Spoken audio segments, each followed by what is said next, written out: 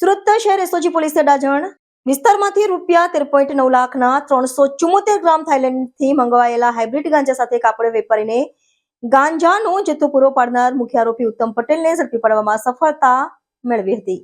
સુરત શહેર એસઓજી પોલીસે અડાજણ સાઈરામ રો હાઉસના ગેટ પાસેથી રૂપિયા 13.9 લાખના 374 ગ્રામ થાઈલેન્ડથી મંગાવાયેલા હાઇબ્રિડ ગાંજા સાથે કાપડ વેપારીને ઝડપી પાડ્યો હતો. એસઓજીએ આ હાઇબ્રિડ ગાંજો મંગાવનાર વોન્ટેડ આરોપી આગમ પટેલને પાલ રોડ ઉપરથી ઝડપી પાડ્યો છે. ગત 5મી ડિસેમ્બરે અડાજણ હની પાર્ક રોડ સાઈરામ રો હાઉસના ગેટ પાસેથી હાઇબ્રિડ ગાંજાની ડિલિવરી કરવા આવનારા પેડલર આરોપી કાપડ વેપારી સૌરભ નરેશભાઈ ચૌહાણને રૂપિયા 13,09,000ના ગાંજા સાથે ઝડપી પાડ્યો હતો. પોલીસે આરોપીની પૂછપરછ કરતા આરોપી ઋષભ નવરત્મલ મહનોત પાસેથી હાઇબ્રિડ ગાંજો લાવી આરોપી આગમ ઉત્તમભાઈ પટેલને આપવા માટે જતો હતો.